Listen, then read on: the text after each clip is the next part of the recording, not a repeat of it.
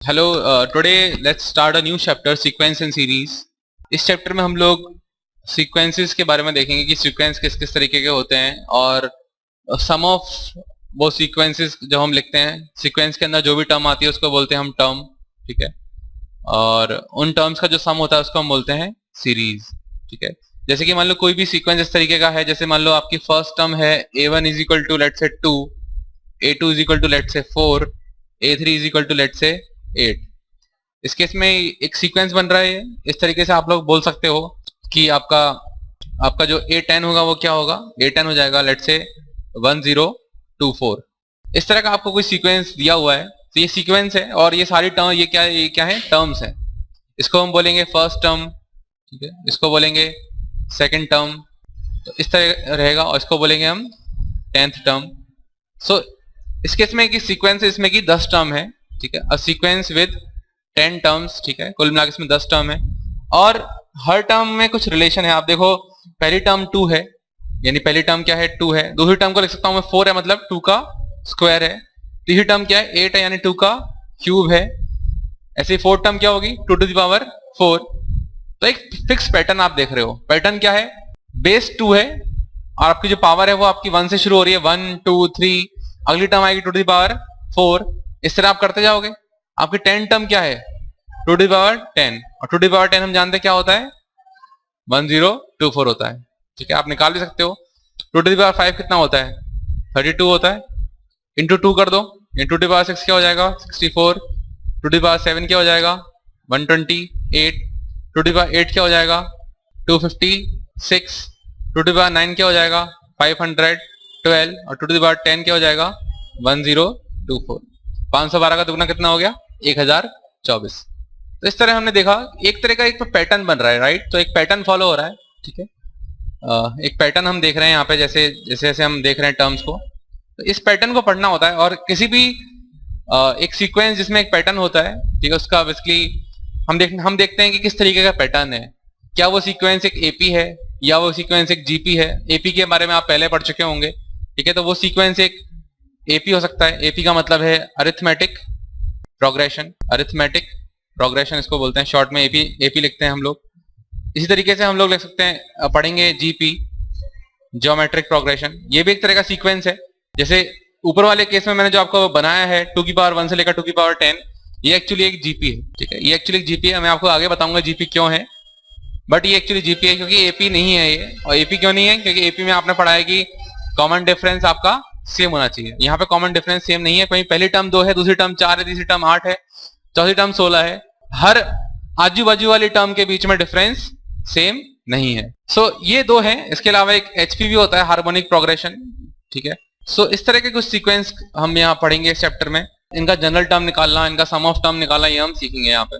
ठीक है, तो जनरल टर्म क्या होती है, जैसे इस केस में 10 टर्म थी।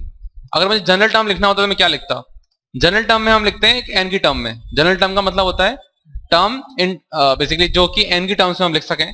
जैसे इस केस में मुझे जनरल टर्म लिखनी होती, यानी इस केस में जो nth टर्म होती वो कुछ 1 या 10 के बीच में ही होती। n की वैल्यू 1 या 10 के बीच में ही होती। ठीक है, जैसे मान लो मुझे 7 टर्म लिखनी होती। 7 टर्म क्या होती, 2 to the power 7। nth term क्या होती, 2 to the power n, right. तो इस तरीके से मैं लिख सकता हूं कि इसकी जनरल टर्म क्या होगी, 2 टू द पावर n। ठीक है, सो इसी तरीके से हम जनरल टर्म लिख सकते हैं किसी भी सीक्वेंस के लिए। जनरल टर्म का मतलब है nth टर्म। यानी अगर मैं बात कर रहा हूं पिछले केस में, जैसे a1 से लेकर मैंने लिखा था a10 तक। ठीक है, a1 a2 a3 इस तरह a10 तक लिखा था, तो जनरल टर्म का मतलब हो जाएगा an क्या होगा। और क्योंकि a1 क्या था, 2 की पावर, a1 था मेरा 2 टू द पावर 1, a2 था 2 टू द पावर 2, a3 था 2 टू द पावर 3, ऐसे कैसे करते करते a10 था आपका 2 टू द पावर 10। यानी मेरे साफ साफ दिख रहा है, यानी जो टर्म होती है, जो टर्म नंबर है, वही आपका ऊपर पावर है। यानी इस केस में an क्या हो जाएगा, देयरफॉर आपका जो an हो जाएगा वो हो जाएगा 2 की पावर n। ठीक है, तो इसके भी तरीके होते हैं। इस केस में आपने केवल ऑब्जर्वेशन से लिख दिया। सो अगर कई केसों में आप ऑब्जर्व नहीं कर पाओगे, उस केस में हम लोग इसके लिए फॉर्मूला ड्राइव करते हैं। जैसे एपी के केस में जनरल टर्म क्या होती है, जीपी के केस में जनरल टर्म क्या होती है। पर जनरल टर्म का मतलब वही है, आपकी nth टर्म। आप जनरल किसी n के टर्म में वो लिख पा रहे हो। ठीक है, जैसे मान लो आप n को 1 डाल दो, क्या हो जाएगा फिर, a1 हो जाएगा।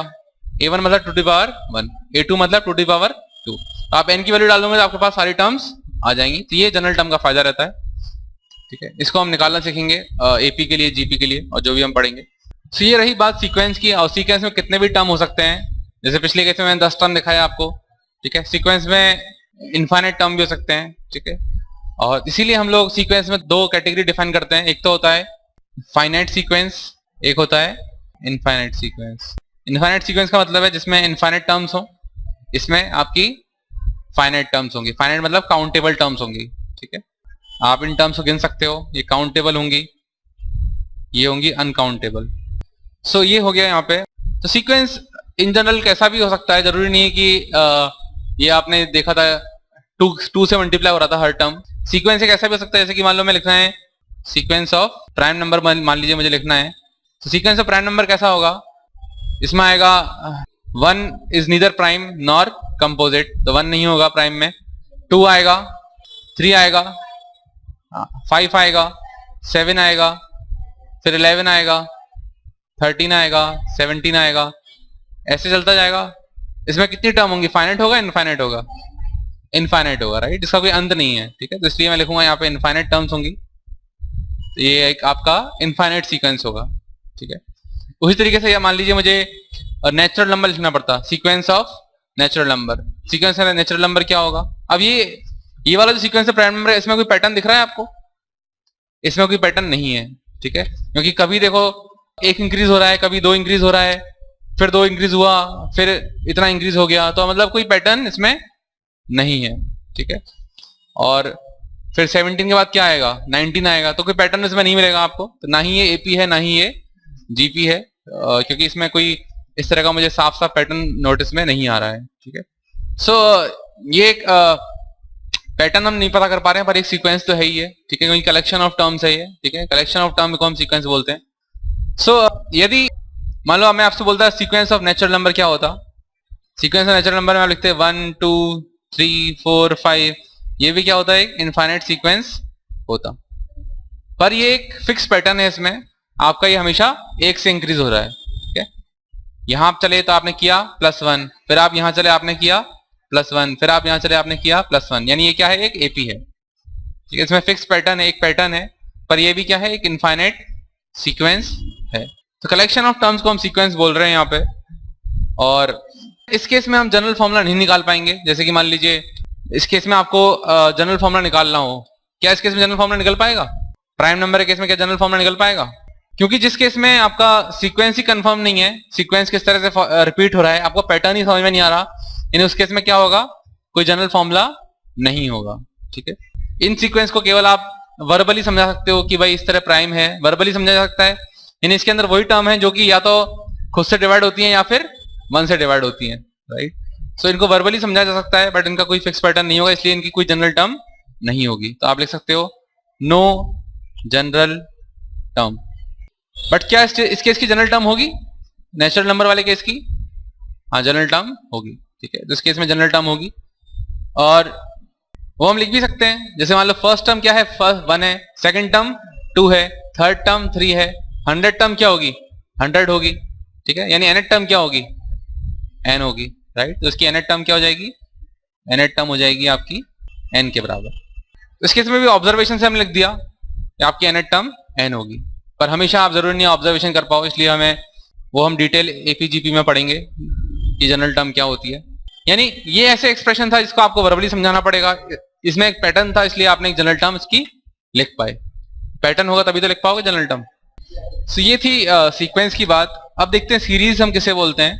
जब हम इस सीक्वेंस को एक सम के रूप में लिखते हैं, जैसे आपने सीक्वेंस पढ़ा A1 से लेकर A10, जब मैं अगर इसको ऐसे लिखता A1 plus A2 plus A3 plus A4, ठीक है, इस तरह लिख रहा हूं मैं अप टू A10, तो ये क्या बन गया, एक इसको हम बोलेंगे सीरीज, ठीक है। ये एक सीरीज बन गई, क्योंकि एक आपने एक प्लस लिख दिया, जरूरी नहीं है प्लस लिखो, आप ऐसा भी लिख सकते हो प्लस माइनस, मतलब एक अरिथमेटिक ऑपरेशन से आप उसको जोड़ रहे हो, तो ये क्या बन जाएगी, एक सीरीज बन जाएगी। तो यहाँ पे एक ये जरूरी नहीं आप हमेशा प्लस लिखो, ये एक अरिथमेटिक ऑपरेटर है, ठीक है, एक अरिथमेटिक ऑपरेटर है ये। सो इस तरीके के अरिथमेटिक ऑपरेटर से आप कुछ सीक्वेंस को अगर आप लिखते हो तो आप वो बन जाएगा आपका सीरीज। इसके बीच में अरिथमेटिक ऑपरेशन लगा रखा है मैंने इस तरीके से। सो ये बात हो गई सीरीज की। सो ये कहलाया जाएगा उस सीक्वेंस का सीरीज।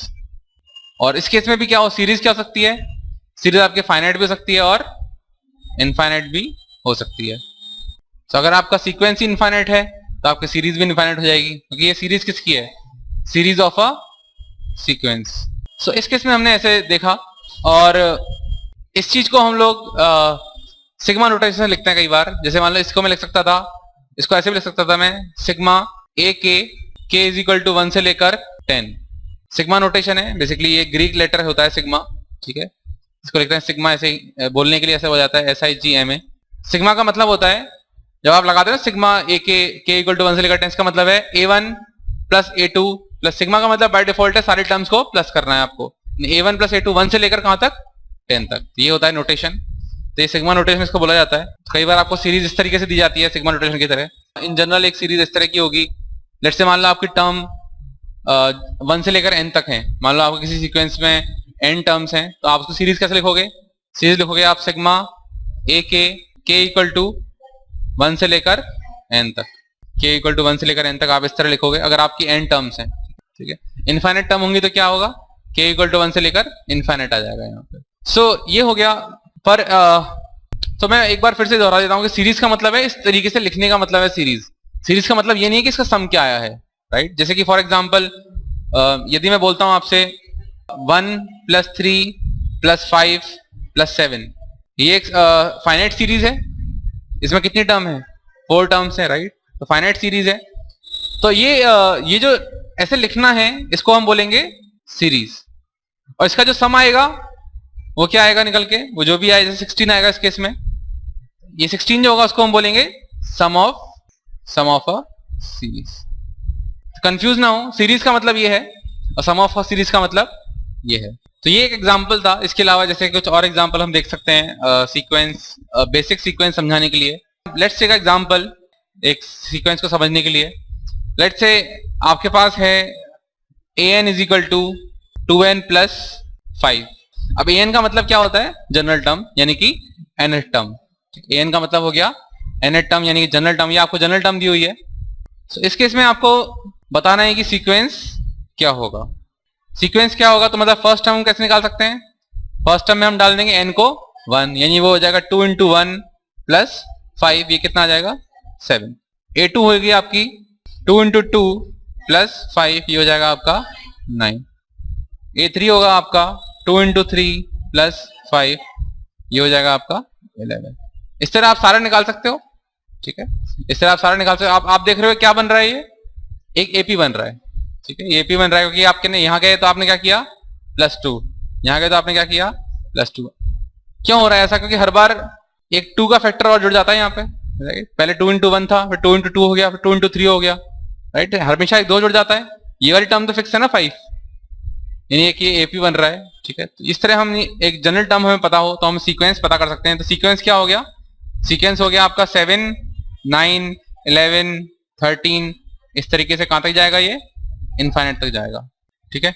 उसी तरीके से मान लो कुछ ऐसा होता कि आपको पता करना होता an, अगर आपको दिया हुआ है n-3/4, ठीक है, ये जनरल टर्म दी हुई है आपको। अब सीक्वेंस लिखना होता तो आप क्या लिखेंगे, a1 क्या हो जाएगा, a1 हो जाएगा 1 - 3/4, यानी -2/4, यानी -1/2। दूसरी टर्म क्या हो जाती है, दूसरी टर्म होती है आपकी 2 - 3/4, यानी कि हो जाता है आपका -1/4। तीसरी टर्म होती है आपकी 3 - 3/4, ये हो जाता है आपका 0। इस तरीके से आप चलते रहते। इसमें कुछ एपी बन रहा है क्या, इसमें देखो आपने क्या ऐड किया है, आपने ऐड किया है +1/4, ठीक है। -0.5 था, उसमें +0.25 जोड़ दोगे तो क्या आ जाएगा, -0.25 आ जाएगा। इसमें भी क्या करोगे, 1/4 जोड़ दो, क्या आ जाएगा, -1/4, और 1/4 क्या हो जाएगा 0, यानी ये भी क्या बन रहा है, एक एपी बन रहा है। सो इस केस में भी आप निकाल सकते हो आगे की टर्म, और ये आपकी ये भी क्या है, एक एपी है। बट यदि लेट से आपके पास और थोड़ा कॉम्प्लेक्स एक्सप्रेशन हो, उस केस में भी आप हमेशा अपने बेसिक्स सिंपल रखते हुए आप अपने n की वैल्यू सब्स्टिट्यूट कर सकते हैं। आपकी किसी भी कैसा भी एक्सप्रेशन हो, आप n की वैल्यू सब्स्टिट्यूट करके आंसर निकाल सकते हैं। जैसे कि मान लीजिए आपको दिया होता, आपको दिया है let say an is equal to n - 1 into 2 - n into 3 plus n let say. अब ये कोई भी एक्सप्रेशन है, अब जरूरी नहीं है इसकी आप सारी वैल्यू निकाल के आप पता कर पाओ किस तरह का पैटर्न हो रहा है, एपी है, जीपी है, क्या है, बट एक कोई भी सीक्वेंस तो है ही। अगर आप सारी n की वैल्यू डालोगे तो कोई ना कोई सीक्वेंस तो बनेगा ही। इस केस में यदि मुझे पता करना हो कि मेरी 20th टर्म क्या होगी, तो इस केस में यदि हमें 20th टर्म निकालनी है, इसका मतलब हमें A20 निकालनी है। A20 मतलब आपका 20 - 1 इंटू 2 - 20, n की जगह मैंने 20 रख दिया, इंटू 3 प्लस 20। इसका आप सॉल्व करेंगे तो ये आपकी सेकंड टर्म नेगेटिव है, इसका मतलब आपका आंसर भी नेगेटिव आएगा। आप देखेंगे वो आएगा 7866। यानी कैसा भी एक्सप्रेशन हो, जरूरी नहीं है कि ये जो सीक्वेंस है ये एपी हो या जीपी हो, कैसा भी एक सीक्वेंस होगा, बट उस केस में आप जनरल टर्म निकाल सकते हो। यदि आपको सीधे जनरल टर्म ना दी हो और हो सकता है ऐसा दिया हो कि कुछ कंडीशन और दी जाए, उस केस में आप सीक्वेंस पता कर सकते हैं, नहीं कर सकते। उसके लिए एक सवाल देखते हैं, जैसे कि आपको करना है let the sequence an be defined as follows. एक सीक्वेंस है an मतलब एक जनरल टर्म लिखी मैंने an, मतलब इसमें a1 भी आ जाएगा, a2 भी आ जाएगा, जितनी भी टर्म होंगी सब आ जाएंगी। जिसमें आपको दिया हुआ है a1 की वैल्यू है 1 और दिया हुआ है जो an होगा वो होगा an-1 plus 2 for n is greater than और इक्वल टू 2। ठीक है, जब n की वैल्यू 1 थी तो आपको ये वाला फॉर्मूला लगाना है, और जब n की वैल्यू 1 से बड़ी होगी, क्योंकि n की वैल्यू कम से कम कितनी होनी चाहिए, 1 होनी चाहिए।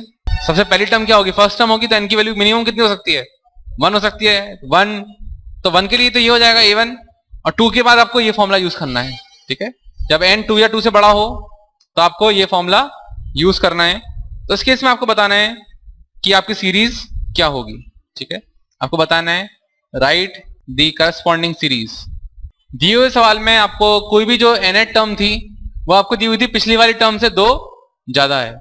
ठीक है, अगर मान लो n = 2 होगा तो क्या होगा, a1 कितनी थी 1, यानी a2 कितनी होगी, a1 से 2 ज्यादा होगी। ठीक है, ऐसे a3 क्या होगी, a2 से 2 ज्यादा होगी। a4 क्या होगी, a4 a3 से 2 ज्यादा होगी। यानी हर जो टर्म है वो अपनी पिछली वाली टर्म से 2 ज्यादा है।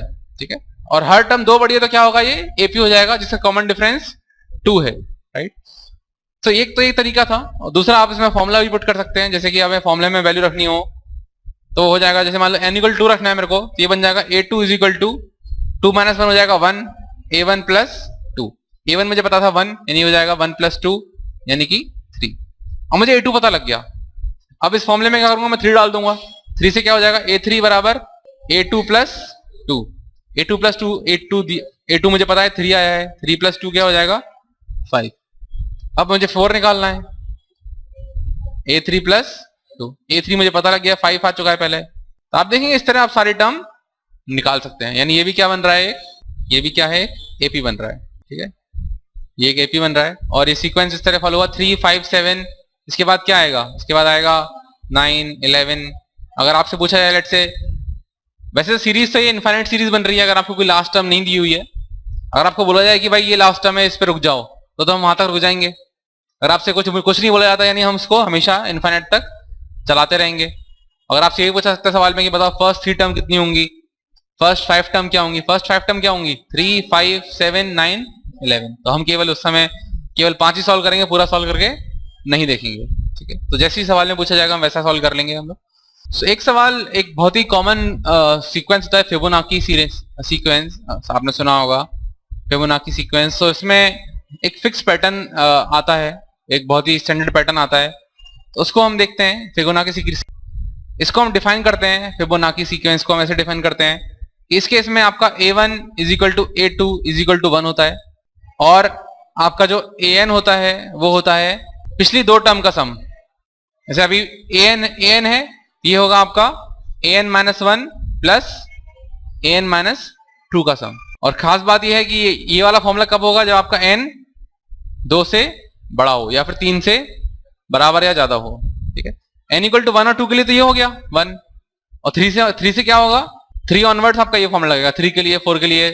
n 2 से बड़ा होगा तो क्या लगेगा, ये फॉर्मूला लगेगा, 1 और 2 होगा तो ये फॉर्मूला लगेगा। ठीक है, सो ये आपका एक सीक्वेंस है फिबोनाची सीक्वेंस। इस केस में आपको बताना है find an+1 upon an for n = ठीक है, आपको बताना है for n = let's say n = 5, n = 5 के लिए आपको बताना है ये क्या होगा। आपसे सवाल में पूछा गया है इसकी वैल्यू बतानी है an अपॉन an-1 जब आपका n की वैल्यू हो 5, यानी आपसे पूछा गया है a6 अपॉन a5 की वैल्यू क्या होगी। यानी इसके लिए हमें 6 टर्म निकालनी पड़ेगी और 5th टर्म निकालनी पड़ेगी। अब या तो आप फॉर्मूले में सारी वैल्यू रख सकते हो, बट आप इसको कॉमन सेंस से भी कर सकते हो, क्योंकि आपका क्या है, जो an है वो अपनी पिछली दोनों टर्म का सम है। यानी हम फर्स्ट दो टर्म तो हमें पता ही है, यानी a3 क्या होगा, a3 होगा आपका a2 प्लस a1, यानी कि वो हो जाएगा आपका 2। a4 क्या होगा, a3 प्लस a2, पिछली दोनों टर्म का सम होगा। 4 से पहले क्या आता है, 3 और 2। a3 क्या है 2 और a2 क्या था 1, यानी 3 हो जाएगा। a5 क्या होगा, a5 होगा a4 प्लस a3। a4 क्या आया है 3 आया है और ये आया है 2, यानी इन दोनों का सम हो जाएगा 5। a5 क्या होगा, इन दोनों का सम हो जाएगा 3 और 5, यानी वो हो जाएगा 8। ठीक है, तो a6 क्या हो जाएगा, जैसे इन दोनों का सम क्या था 5 था, ऐसे ही इन दोनों का सम क्या होगा 3 और 5 का सम क्या होगा 8 होगा, यानी यहाँ पे 8 आएगा। जानता हूं मैं क्यों आएगा, ये होगा a5 प्लस a4। आप जरूरी नहीं है हर बार लिखें पूरा पूरा, आप ऐसे भी देख सकते हैं कि 2 और 3 का सम क्या है 5 है, 3 और 5 का सम क्या है 8 है। ऐसे अगली टर्म क्या होगी, अगली टर्म क्या होगी 13 होगी, वो क्या होगा 5 और 8 13 हो जाएगा। तो हमें इतना जरूरत ही नहीं है, हमें चाहिए था केवल a6 अपॉन a5, वो होगा 8 अपॉन 5, ये हम निकाल सकते हैं, ये हो जाएगा आपका 8 अपॉन 5। तो इस तरीके से आपको कोई भी सीक्वेंस दिया हो, या फिर एक इस तरह का सीक्वेंस हो जिसमें कोई फिबोनाची सीक्वेंस टाइप बन रहा हो, यहाँ पे आपको जनरल टर्म में कुछ रिलेशन दिया हो, या फिर आपको सी से जनरल टर्म दी हो, आप सीक्वेंस को निकाल सकते हो। अगर उसमें कोई तरीके का पैटर्न फॉलो हो रहा है तो उस केस में आप जनरल टर्म निकाल सकते हो। अगर कोई पैटर्न फॉलो नहीं हो रहा है, जैसे कि हमने देखा था प्राइम नंबर वाला केस, उसमें कोई पैटर्न फॉलो नहीं होता, उस केस में जनरल टर्म हम नहीं निकाल सकते हैं। ठीक है, और हमने देखा सीरीज क्या मतलब क्या होता है और सीक्वेंस का मतलब क्या होता है। और नेक्स्ट क्लास में हम लोग फिर इसको एक पर्टिकुलर सीरीज सीक्वेंस के लिए पढ़ेंगे, अरिथमेटिक प्रोग्रेशन के लिए। तो नेक्स्ट क्लास में हम लोग एपी पढ़ेंगे, जिसमें देखेंगे कि उस सीक्वेंस में क्या खासियत है, उसकी हम सम ऑफ टर्म्स कैसे निकाल सकते हैं, उसके हम जनरल टर्म कैसे निकाल सकते हैं।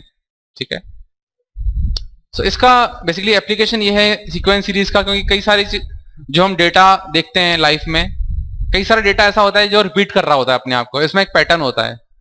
तो उस पैटर्न की स्टडी हम लोग करते हैं जिससे कि हम फास्ट कैलकुलेशन कर सकें, यदि हमारा डेटा रिपीट होता है, उसमें एक पैटर्न हम पाते हैं। तो ये इसका प्रैक्टिकल इंप्लीमेंटेशन है। Thank you.